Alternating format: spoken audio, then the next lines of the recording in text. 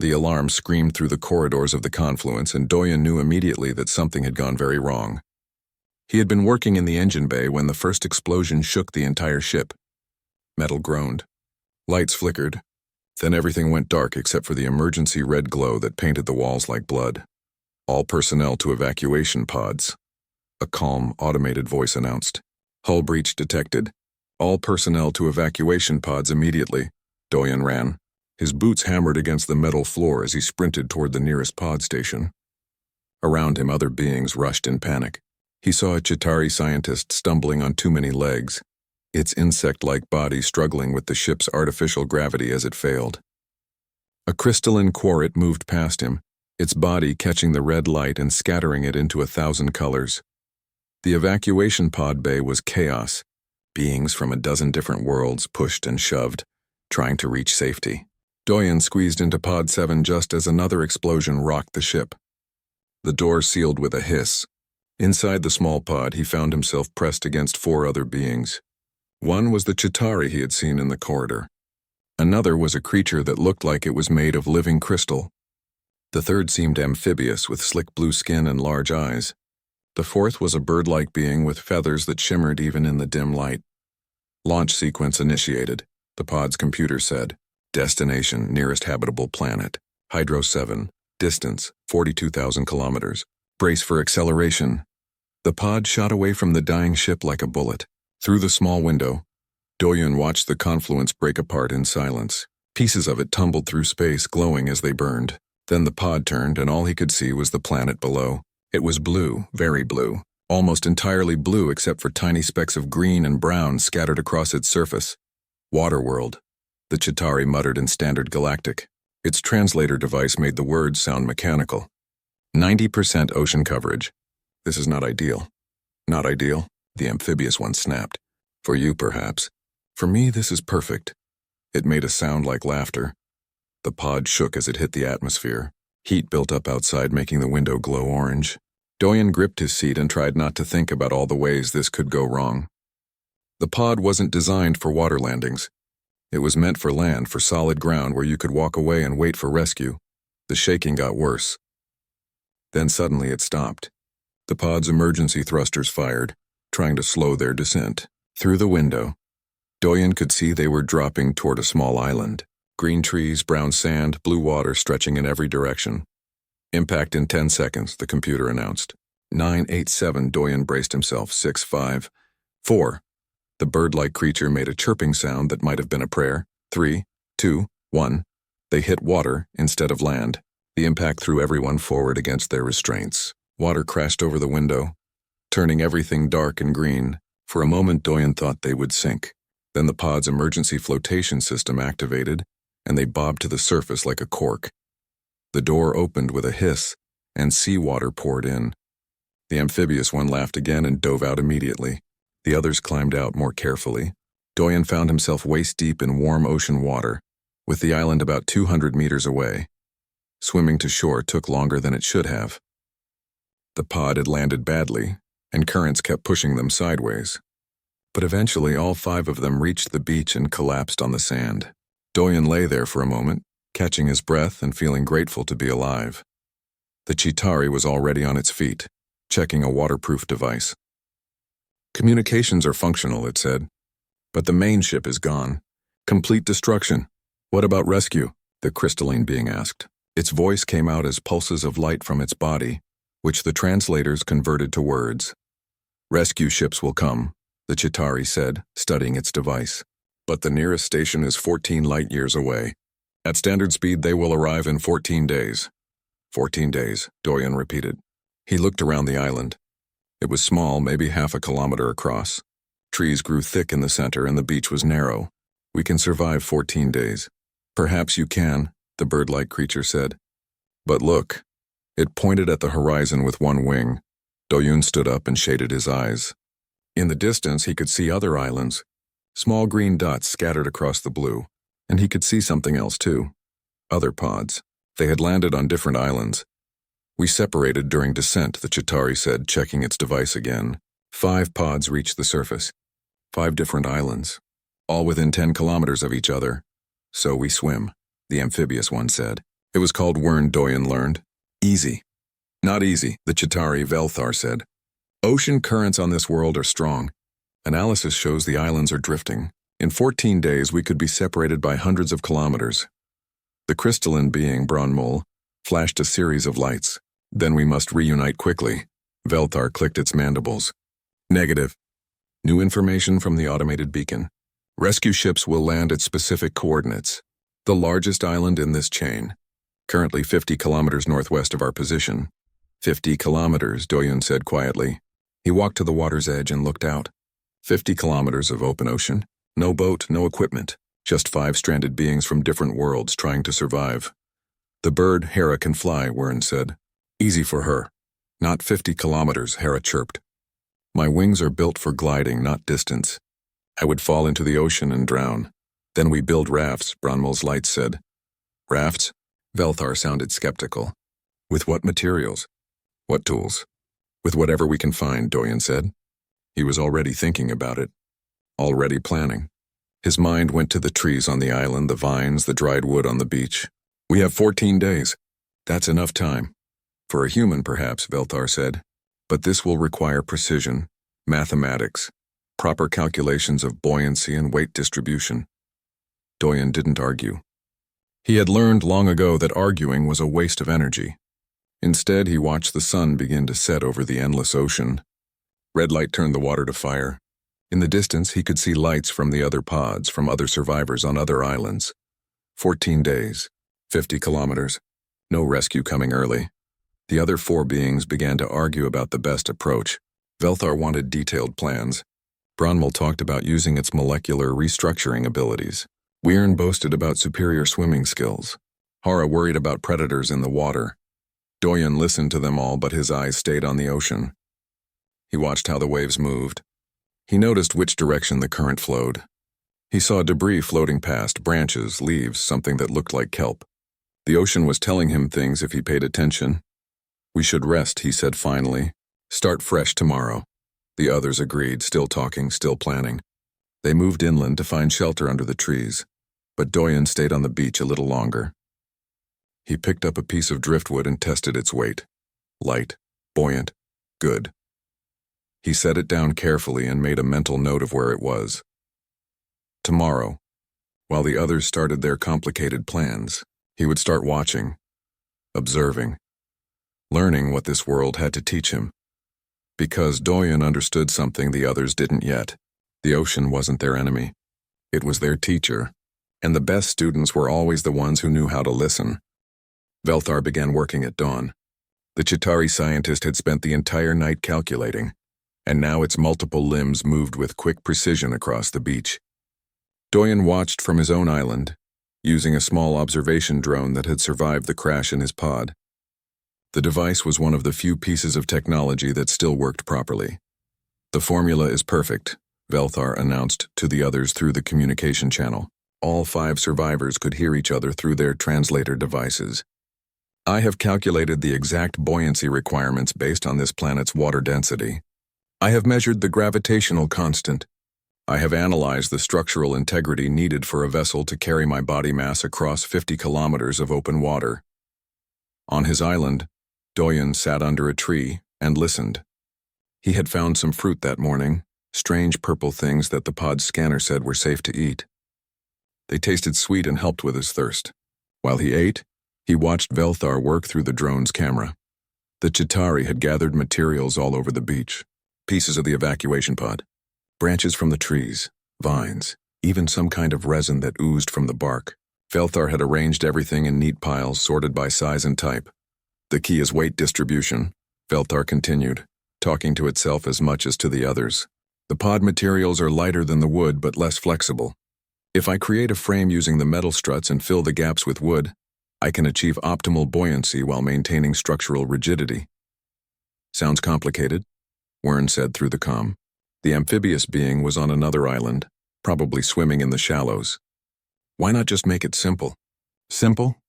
Velthar's mandibles clicked in what might have been irritation. Simple is inefficient.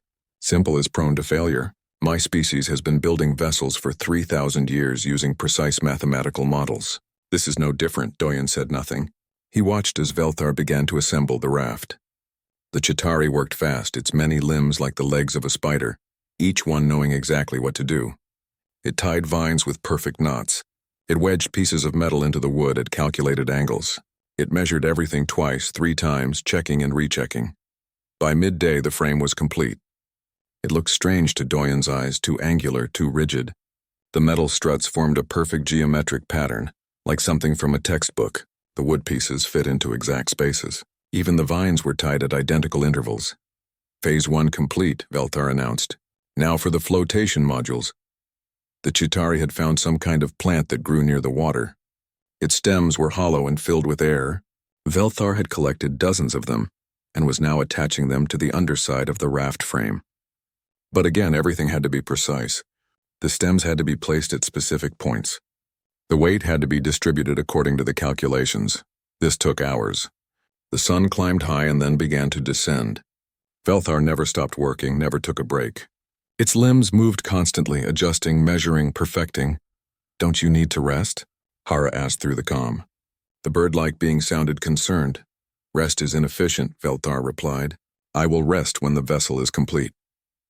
On his island, Doyen had spent the day very differently. He had walked the entire shoreline, studying everything. He had watched how the waves came in and went out. He had noticed that the current changed direction slightly as the day progressed. He had seen fish jumping in the distance and birds diving for them. He had collected some driftwood, but he hadn't started building anything yet. He was still learning, still observing. As sunset approached, Velthar finally finished. The raft sat on the beach, ready for launch. It looked impressive, Doyen had to admit. The geometric frame was sturdy. The flotation stems were evenly distributed. The whole thing had a kind of mathematical beauty to it. "Launching in 10 minutes, Velthar announced. "I will depart at optimal tide level. Based on current patterns, I should reach the extraction island in approximately 40 hours. "Good luck," Bronmul's light said from another island. Velthar dragged the raft to the water's edge. This took effort. The raft was heavier than it looked. But eventually the Chitauri got it into the shallows.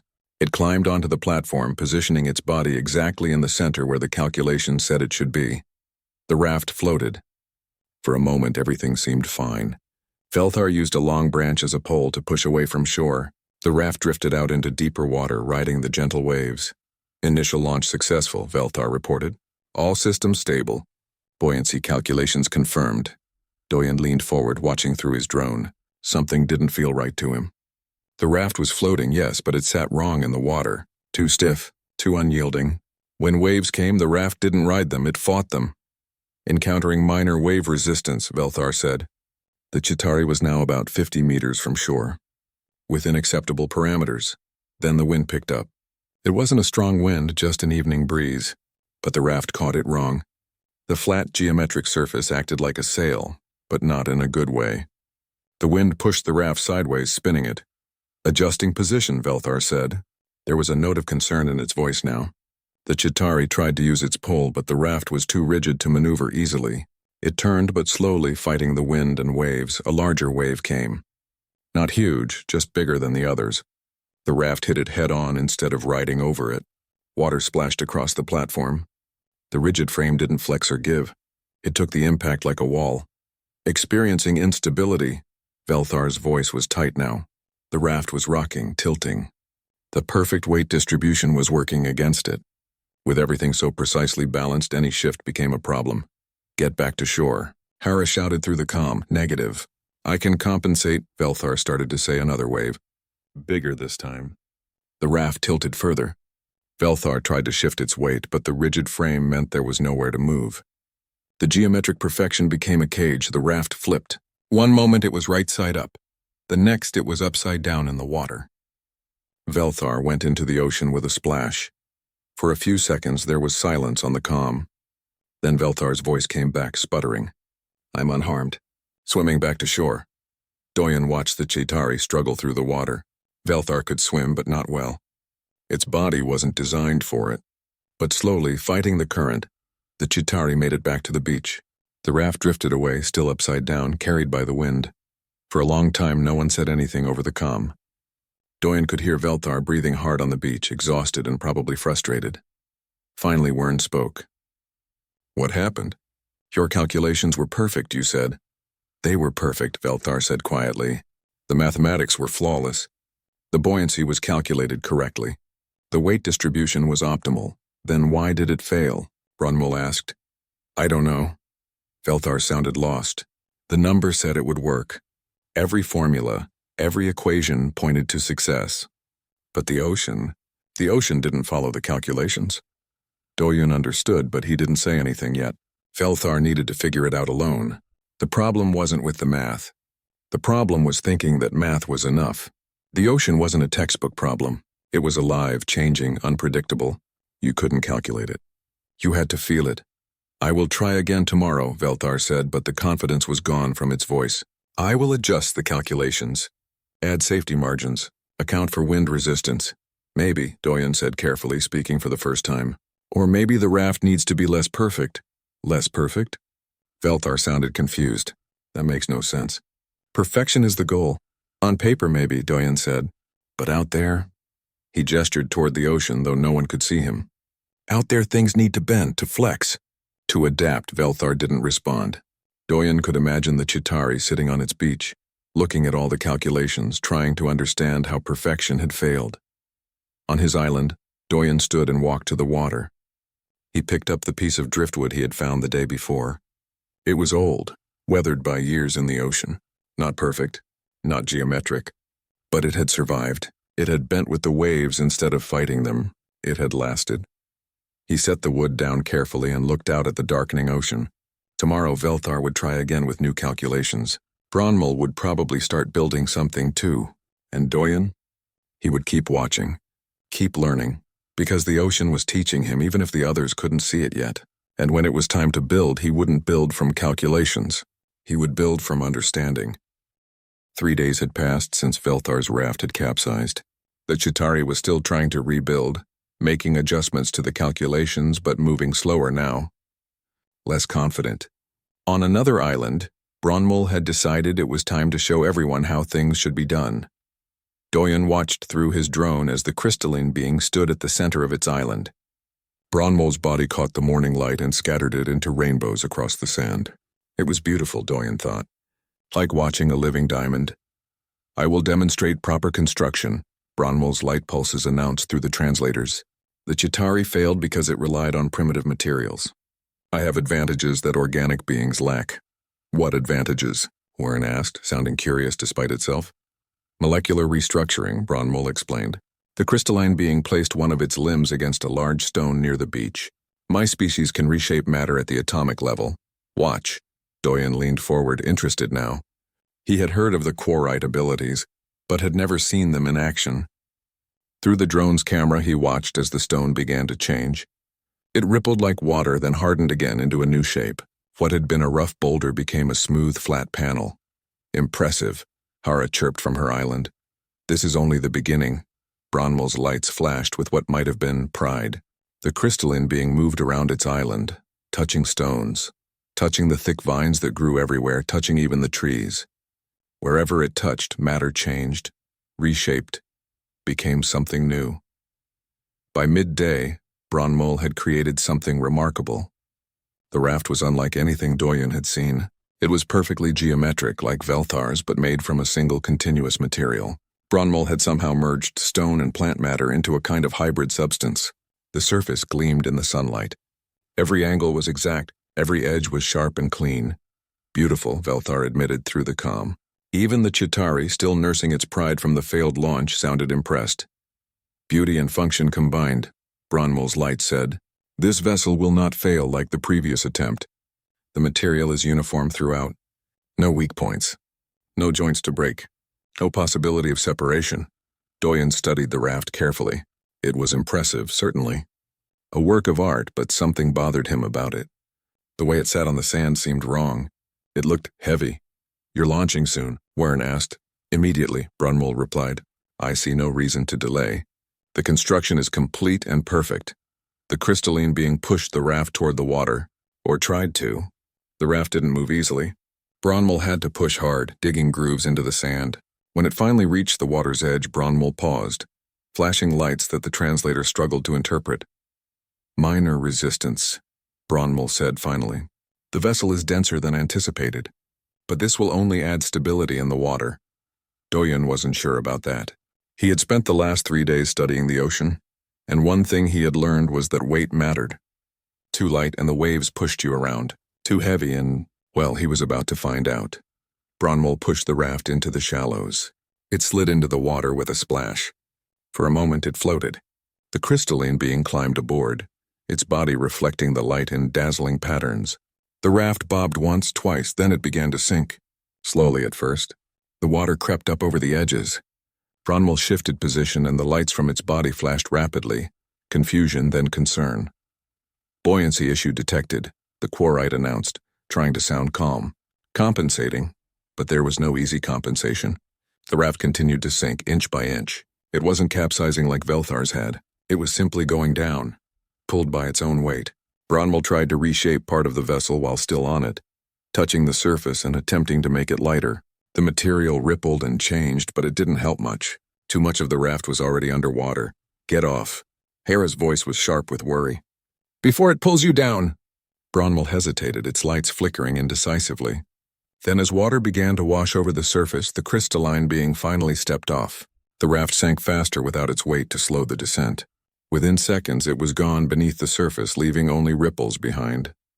Bronmal stood in chest-deep water, lights pulsing slowly. I don't understand. The structure was perfect. The material integration was flawless. Maybe too flawless, Doyen said quietly. What do you mean, human? Bronmal's lights flashed sharply in his direction.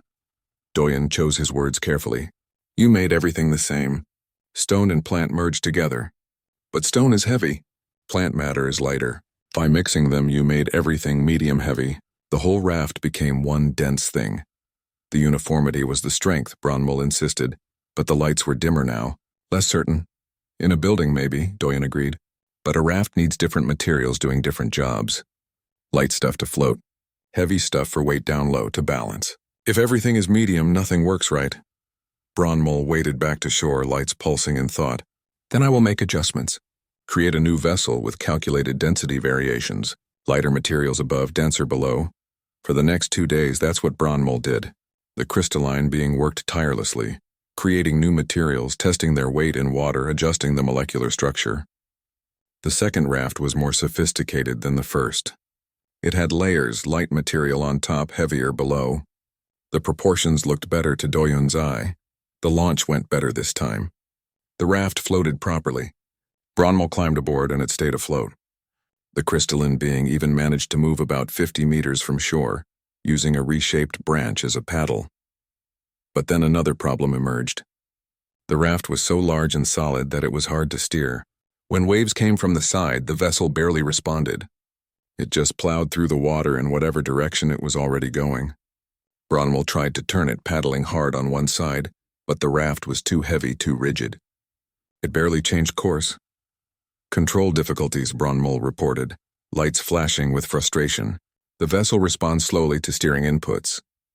Too much mass, Velthar observed. The Chitauri had been watching, learning from both its own failure and now Bronmal's struggles. More mass means more inertia. More inertia means less maneuverability. Then I need to reduce size, Bronmal said.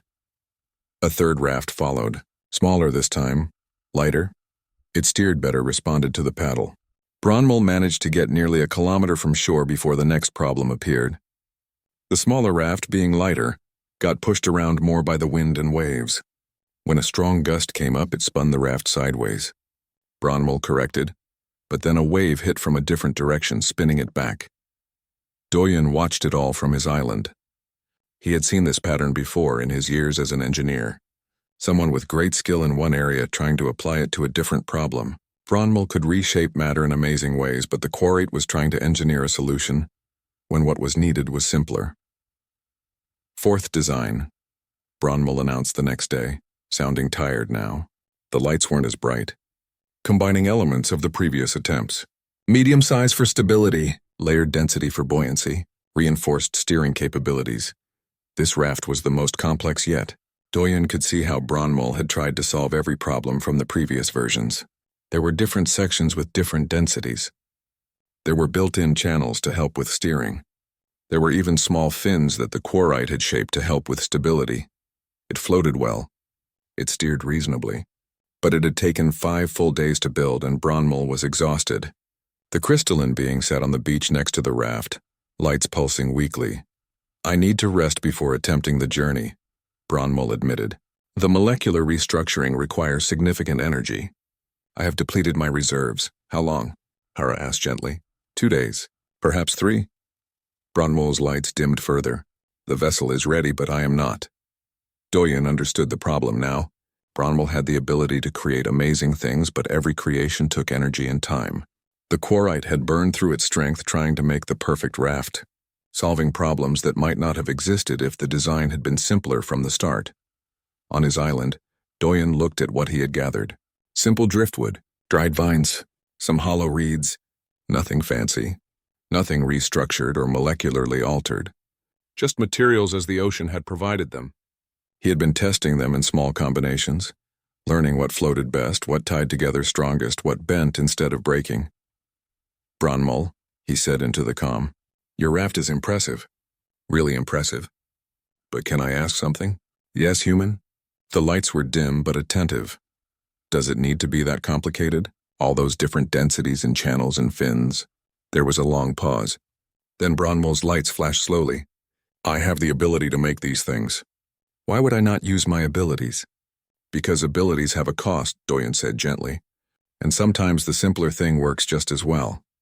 Simple things break. Simple things fail." "Sometimes," Doyen agreed. "But sometimes complicated things fail too. And they take longer to build. Use more energy. Leave you too tired to actually use them." Bronmul didn't answer. The crystalline being's lights pulsed in patterns. While Velthar struggled with calculations and Bronmul exhausted itself with molecular restructuring, Wyrn had been doing something different. The amphibious being had been swimming. Every day, for hours, Wyrn moved through the water around its island with smooth, powerful strokes. Its blue skin gleamed in the sunlight. Its large eyes were perfectly adapted to see underwater. Its webbed hands and feet propelled it forward with ease. "Why would I build a raft?" Wyrn asked on the 7th day, its voice carrying a tone of superiority through the calm. "I am built for water. My ancestors evolved in oceans across 3 different worlds. Swimming is as natural to me as breathing." Doyen listened while sorting through pieces of driftwood he had collected. Each piece had been tested, weighed, checked for buoyancy. He was learning the personality of each type of wood, which ones floated high, which ones absorbed water, which ones were strong despite looking fragile. "The extraction island is 50 kilometers away," Velthar pointed out. "The Chitauri was taking a break from its latest raft attempt. Can you swim that far?" "Please." Wyrn's laugh rippled through the water. 50 kilometers? I have swum twice that distance during seasonal migrations on my home world. This will be easy. But you've been on a spaceship, Hera said carefully. The bird-like being was trying to be diplomatic. How long since you've done such a swim? Muscle memory doesn't fade, Wyrn insisted. Besides, I've been training every day since we crashed. Watch. Through his drone, Doyen saw Wyrn dive beneath the surface of the water. The amphibious being moved like liquid, barely disturbing the ocean as it descended. For nearly 3 minutes, Wyrn stayed under. When it finally surfaced, it was 100 meters from shore, see? Perfect adaptation. No raft needed. No calculations. No complicated building. Just natural ability. What about predators? Bronwell's lights asked. I've seen the fish here. Small, harmless. Nothing that could threaten me. The biggest predator I've spotted was maybe 2 meters long. People hunt creatures 3 times that size for sport. Doyen said nothing, but he made a mental note. Wyrn was probably right about its swimming ability, but pride had a way of making people blind to problems. He had seen it before, in engineers who relied too much on their expertise and not enough on observation. The next morning, Wyrn announced its departure. I'm leaving now. I'll reach the extraction island by tomorrow, maybe sooner. The rest of you can continue playing with your rafts. Wait, Velthar said. At least take some supplies, water, food. I'll catch fish along the way. The ocean will provide everything I need. That's the difference between evolved aquatic species and you land crawlers. We don't fight nature, we're part of it. And with that, Wyrn dove into the water and began swimming. Doyen watched through the drone as the blue figure moved through the waves with impressive speed. Wyrn's form was perfect, each stroke efficient and powerful. The amphibious being was right about one thing: it was built for this. For the first hour, everything went perfectly. Wirren made good progress, maintaining a steady pace. The ocean was relatively calm, the sun was warm but not too hot, and the swimmer cut through the water like it was made for this journey. Because in a way it was. Doyen went about his own work, but he kept the drone following Wirren at a distance. Something felt wrong to him, though he couldn't say exactly what. Maybe it was how confident Wirren had been. In his experience, when someone was that sure of success, the universe had a way of teaching lessons. By the second hour, Wirren had covered nearly 8 kilometers. Impressive speed. But Doyen noticed something. The strokes were getting slightly less smooth. The breathing was a bit more labored. Not much, but enough to see if you were watching carefully. "How are you doing?" Hera asked through the comm, her voice worried. "Fine," Wirren panted slightly. "Just warming up, finding my rhythm." But it wasn't getting easier. By the third hour, Wirren's pace had slowed. The powerful strokes weren't as powerful anymore. The amphibious being stopped twice to rest, floating on its back and breathing hard. "Maybe turn back," Velthar suggested. "You can try again tomorrow after resting." "No."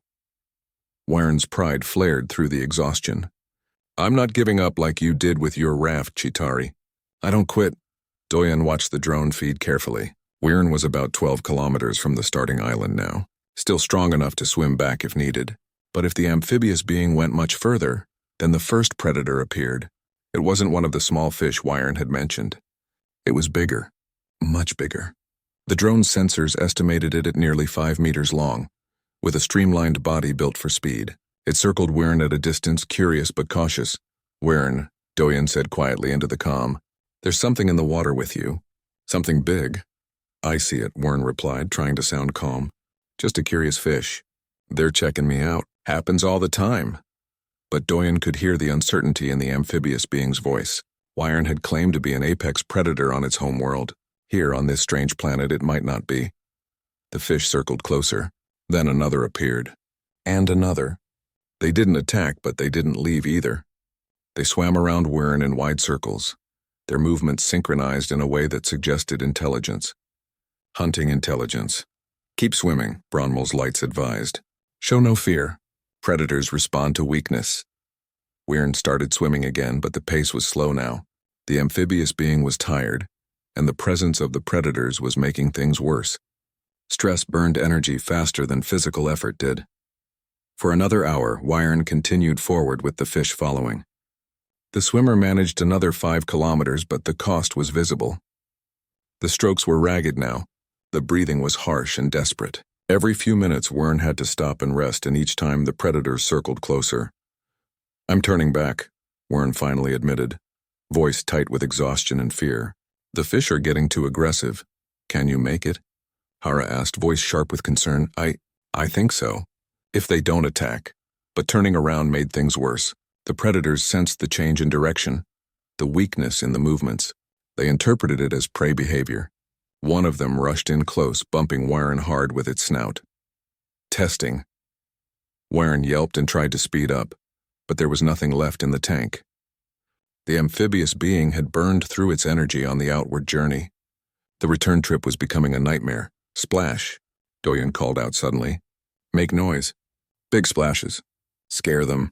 Wirren took the advice, slapping the water hard with both arms. The predators backed off slightly, confused by the sudden aggression. But they didn't leave. They just circled wider, waiting. The journey back took 6 hours. 6 painful, terrifying hours of swimming while exhausted, with predators following, with muscles screaming and lungs burning. Doyen watched it all, keeping the drone close enough to monitor but far enough not to interfere. Several times the predators rushed in. Each time Wirren had to find energy from somewhere deep inside to fight them off with noise and splashing. When Wirren finally reached its island, the amphibious being crawled onto the beach and collapsed. The blue skin was darker now, almost gray with exhaustion. The powerful body that had been so confident that morning now trembled uncontrollably. For a long time no one spoke on the comm. They could all hear Wirren's gasping breaths, the sound of complete physical depletion. Finally, Velthar broke the silence. "You covered 17 kilometers. That's impressive." "Not impressive enough," Wirren whispered. 33 kilometers short, and I almost died. What went wrong? Bronwell asked, genuinely curious. You are adapted for swimming. Your biology is perfect for this environment. Perfect for short distances, Wern said bitterly. Perfect for hunting near shore. Perfect for daily swimming. But 50 kilometers in open ocean, with no rest? With predators? I was stupid. So stupid. You're not stupid, Hera said gently. You just didn't account for all the variables. I didn't account for anything, Wern corrected. I just assumed my natural abilities would be enough. I didn't think about exhaustion. Didn't think about sustained effort. Didn't think about predators that I've never encountered before. I assumed adaptation meant automatic success. Do-yoon understood that feeling. He had seen it in young engineers who graduated thinking their degree meant they knew everything. Adaptation was valuable, but it wasn't magic. Natural ability was wonderful, but it had limits, so now what? Wyron asked after a long pause. I can't swim it, I tried. I failed. Now you build a raft, Velthar said. Like the rest of us when I don't know how. I've never built anything. My species doesn't need to. We swim, we hunt, we live in the water. Construction is for land species. There was another long silence. Do-yoon could almost feel the shame radiating from Wern through the comm. The proud, confident swimmer had been humbled by the ocean itself. I can help, Do-yoon offered quietly. When I start building, I can share what I learn. We all can. Why would you help me? Wyron asked, confusion in the exhausted voice. I mocked all of you. Called you land crawlers. Said I was superior. Because we're all trying to survive, Do-yoon said simply. And because being wrong doesn't make you worthless. It just means you learned something. Wern didn't respond immediately. Do-yoon imagined the amphibious being lying on that beach, physically and emotionally exhausted, processing what had happened. While the others struggled with their rafts and pride, Do-yoon had been watching. For 8 days now he had done nothing but observe. Some might have called it wasting time. Do-yoon called it learning. Each morning he walked the beach of his small island. The walk took about 40 minutes if he went slowly, which he always did. Slowly meant seeing things. Quickly meant missing them. He noted where the tide left debris on the sand. He noticed which types of wood washed up most often. He paid attention to how far the water reached at different times of day. The tides were interesting. They came in twice daily, but not at exactly the same heights. Some days the high tide reached farther up the beach than others. Do-yoon didn't know why yet. Something to do with the planet's moons, probably. But he knew it mattered. If he launched a raft at the wrong time, he might get pushed back to shore. At the right time, the current might help carry him away. He watched the wind, too. In the morning, it came from the east, gentle and steady. By afternoon, it shifted to the northeast and picked up speed. Evening brought calm again, then night winds from the southeast. Understanding the wind meant understanding which direction his raft would naturally want to go. On the 4th day of observation, Do-yoon had started experimenting with small test rafts. Nothing big enough to carry his weight. Just tiny models made from sticks and vines, maybe 30 centimeters long. He would set them in the water and watch what happened. The first one fell apart immediately. The vines he had used loosened when wet. Lesson learned.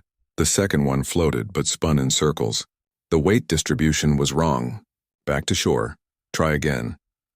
The third one moved in a straight line for about 10 meters, then caught the wind wrong and flipped over. Too much surface area above the water. Another lesson. By the 8th test raft, Do-yoon had learned what worked. Low profile so the wind didn't catch it badly. Weight distributed slightly toward the front so waves didn't flip it backward. Flexible joints so it could ride the waves instead of fighting them. Simple design with only 3 pieces of wood, tied at joints that could move a little. He spent hours just watching these test rafts move through the water. He learned that the current near the surface was different from the current deeper down. He discovered that waves came in patterns. 3 small ones, then a bigger one, then 3 small again. He noticed that the water was cooler on one side of his island than the other, and the cooler water had stronger currents. What are you doing over there? Velthar asked on the 5th day. The Chitauri sounded curious and maybe a bit frustrated. Its latest raft attempt had sunk that morning. Learning, Do-yoon replied simply. Learning what? You haven't even started building yet. You're wasting time. Maybe, Do-yoon acknowledged. He was watching another test raft bob through the shallows. This one was performing well. Or maybe I'm saving time by not building something that doesn't work. Velthar clicked its mandibles in annoyance but didn't argue further. The Chitauri had learned that arguing didn't change Doyen's approach. On the 6th day, Doyen climbed one of the taller trees on his island. It was hard work. The bark was slippery and his human body wasn't designed for climbing like some species were. But he made it to a branch about 15 meters up, high enough to see farther across the ocean. From up there, the world looked different. He could see the patterns in the water more clearly. There were lines of darker blue cutting through the lighter blue. Currents, some moved toward the extraction island. Others moved away from it. If he could catch the right current, it would carry him a good portion of the journey with minimal effort. He also saw something else from up high. On the far side of the island, growing near a freshwater stream, there was a tree he hadn't noticed before. Its leaves were enormous, bigger than Doyen was tall. They had a thick, waxy coating that made them shine in the sunlight. More importantly, they were curved in a way that reminded him of something, a shape he had seen before in books about ancient sailing ships. Rudders Doyen climbed down carefully and made his way through the island's interior to the stream. The journey took 20 minutes, pushing through undergrowth and crossing over fallen logs. But when he reached the tree, he stood there for a long moment just looking at the leaves and smiling. They were perfect. The curve was natural, shaped by how the leaf had grown. The waxy coating meant they were waterproof. They would push water aside instead of absorbing it. The size meant good surface area for steering, and the flexibility was just right. Stiff enough to hold shape, flexible enough to bend when needed. He carefully cut down one of the lower leaves. It took effort, the stem was thick and fibrous. But eventually it came free. Doyen carried it back to his beach camp, turning it over in his hands, already imagining how it might work. That evening, he tested it in the shallows. He held the leaf underwater and moved it back and forth, feeling how the water resisted. When he angled it one way, the current pushed him left. When he angled it the other way, the current pushed him right. It was natural, intuitive. The leaf wanted to steer. It was practically built for it. "I think I found something," Doyen said into the comm. "Found what?" Hara asked. The bird-like being had been watching everyone's attempts with growing anxiety.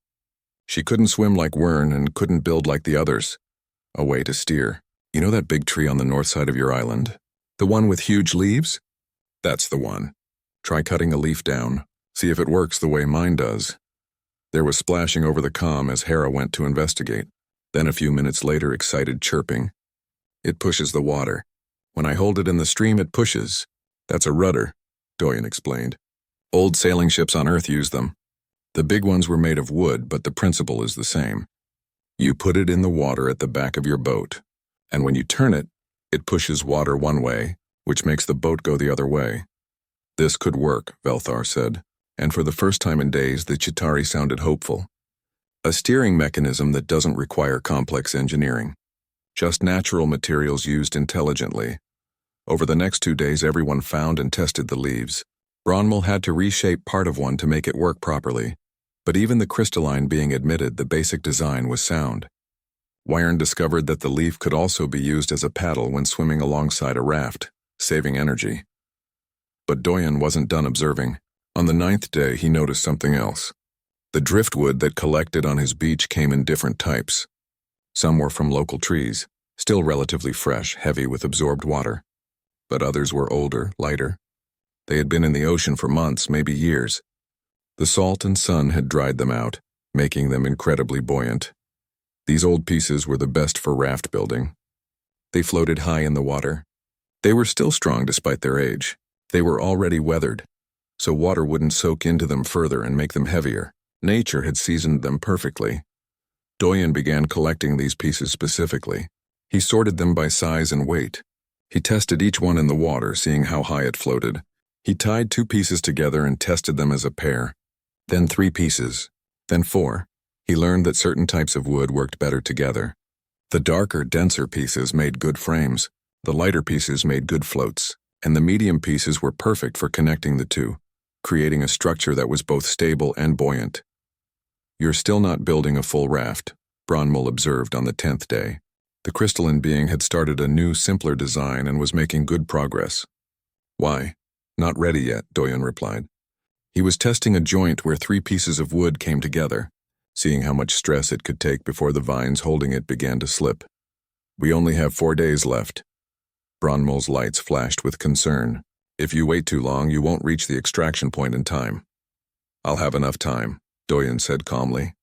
He wasn't worried. Everything he was learning now would make the actual building go faster. When he did start, he would know exactly which materials to use, exactly how to connect them, exactly how the raft would behave in the water.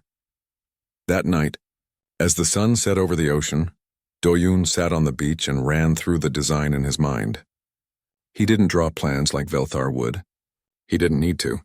The raft existed in his imagination already, complete and functional. It would be simple. 3 main logs for the base, all of the light weathered driftwood that floated highest. Smaller pieces lashed across them for stability, a frame of medium-weight wood to keep everything together. The giant leaf from the sailbark tree attached to a long branch positioned at the rear for steering. No calculations needed. No molecular restructuring required. No reliance on natural abilities or assumptions. Just materials that the ocean had provided used in ways that made sense. Simple, practical, effective. Tomorrow, Doyen said quietly to himself. Tomorrow I'll start building. He looked out at the dark water, watching the stars reflect on its surface. Somewhere out there, 50 kilometers away, was the extraction island, the place they all needed to reach. The others had tried strength, had tried intelligence, had tried natural ability. All had failed or struggled. But Doyen had tried something different. He had tried patience. He had tried observation. He had tried learning from the world around him instead of imposing his will on it.